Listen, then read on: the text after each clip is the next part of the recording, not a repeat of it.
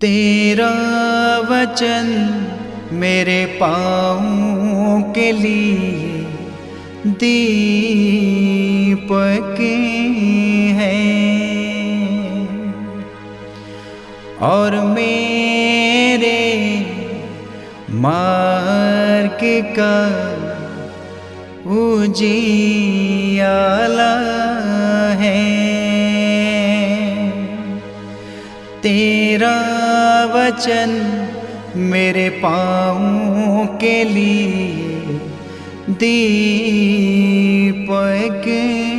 है। पहला पाठ उत्पत्ति ग्रंथ अध्याय 3 पद संख्या 9 से 24। प्रभु ईश्वर ने आदम से पुकार कर कहा, तुम कहाँ हो? उसने उत्तर दिया, मैं बगीचे में तेरी आवाज़ सुनकर डर गया, क्योंकि मैं नंगा हूँ और मैं छिप गया। प्रभु ने कहा, किसने तुम्हें बताया कि तुम नंगे हो? क्या तुमने उस वृक्ष का फल खाया जिसको खाने से मैंने तुम्हें मना किया था? मनुष्य ने उत्तर दिया, मेरे साथ रहने के लिए जिस स्त्री को तूने दिया है उसी ने मुझे फल दिया और मैंने खा लिया। प्रभु ईश्वर ने स्त्री से कहा, तुमने क्या किया है? और उसने उत्तर दिया, सांप ने मुझे बहका दिया और मैंने खा लिया। तब ईश्वर ने सांप से कहा, चूंकि तूने यह किया है, तू सब घरेलू तथा जंगली जानवरों में शापित होगा। तू पेट के बल चलेगा और जीवन भर मिट्टी खाएगा। मैं तेरे और स्त्री के बीच, तेरे वंश और उसके वंश में शत्रुता उत्पन्न करूँगा। वह तेरा सिर कुचल देगा और तू उसकी एड़ी काटेगा। उसने स्त्री से यह कहा, मैं तुम्हारी गर्भावस्था का कष्ट बढ़ाऊंगा और तुम पीड़ा में संतान को जन्म दोगी। तुम वासना के कारण पति के आसक्त होगी और वह तुम पर शासन करेगा। उसने पुरुष से यह कहा, चूंकि तुमने अपनी पत्नी की बात मानी और उस वृक्ष का फल खाया है जिसको खाने से मैंने तुमको मना किया था, भूमि तुम्हारे कारण शापित होगी।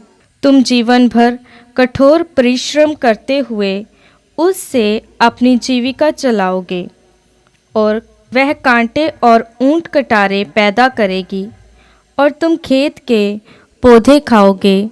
तुम तब तक पसीना बहाकर अपनी रोटी खाओगे जब तक तुम उस भूमि में नहीं लौटोगे जिससे तुम बनाए गए हो, क्योंकि तुम मिट्टी हो और मिट्टी में मिल जाओगे।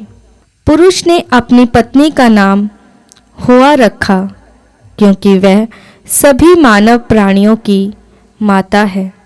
प्रभु ईश्वर ने आदम और उसकी पत्नी के लिए खाल के कपड़े बनाए और उन्हें पहनाया।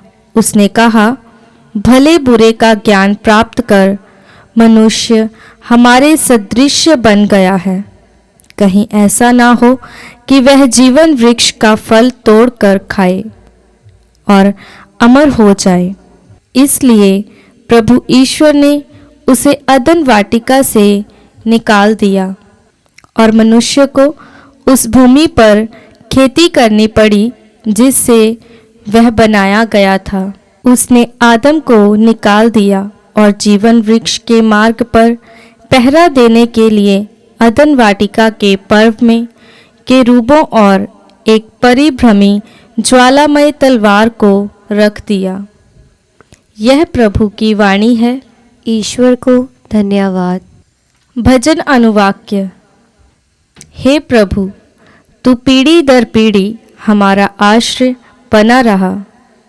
हे प्रभु, तू पीढ़ी दर पीढ़ी हमारा आश्रय बना रहा।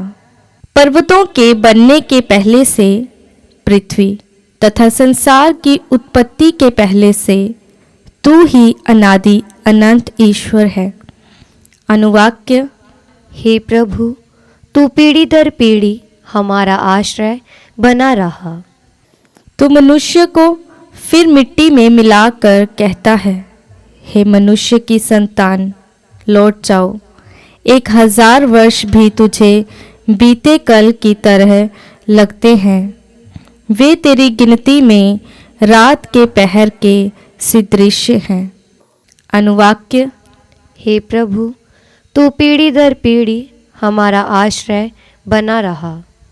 तू मनुष्यों को इस तरह उठा ले जाता है जिस तरह सवेरा हो जाने पर स्वप्न मिट जाता है, जिस तरह घास प्रातःकाल उगकर लहलहाती है और संध्या तक मुरझाकर सूख जाती है।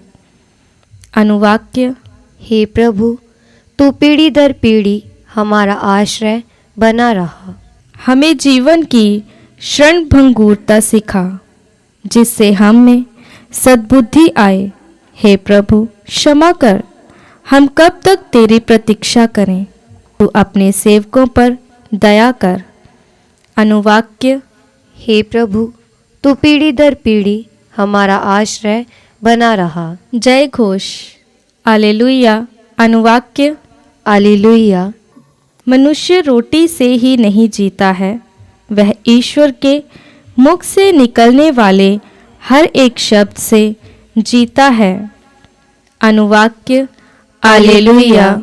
पवित्र सुसमाचार संत मार्कुस के अनुसार अध्याय 8 पद संख्या 1 से 10। उस समय फिर एक विशाल जन समूह एकत्र हो गया था और लोगों के पास खाने को कुछ भी नहीं था। यीशु ने अपने शिष्यों को अपने पास बुलाकर कहा, मुझे इन लोगों पर तरस आता है। ये 3 दिनों से मेरे साथ रह रहे हैं और इनके पास खाने को कुछ भी नहीं है। यदि मैं इन्हें भूखा ही घर भेजूं तो ये रास्ते में मूर्छित हो जाएंगे। इनमें से कुछ लोग दूर से आए थे। उनके शिष्यों ने उत्तर दिया, इस निर्जन स्थान में इन लोगों को खिलाने के लिए कहाँ से रोटियां मिलेंगी? यीशु ने उनसे पूछा, तुम्हारे पास कितनी रोटियां हैं? उन्होंने कहा, 7। यीशु ने लोगों को बैठ जाने का आदेश दिया और वे 7 रोटियां लेकर धन्यवाद की प्रार्थना पढ़ी और वह रोटियां तोड़ तोड़ कर शिष्यों को देते गए ताकि वे लोगों को परोसते जाएं। शिष्यों ने ऐसा ही किया। उनके पास कुछ छोटी मछलियां भी थी। यीशु ने उन पर आशीष की प्रार्थना पढ़ी और उन्हें भी बांटने का आदेश दिया। लोगों ने खाया और खाकर तृप्त हो गए और बचे हुए टुकड़ों से 7 टोकरे भर गए। खाने वालों की संख्या लगभग 4000 थी। यीशु ने लोगों को विदा कर दिया और तुरंत अपने शिष्यों के साथ नाव पर चढ़े और दलमनुथा प्रांत पहुँचे। यह प्रभु का पवित्र सुसमाचार है। क्रिस्त की जय।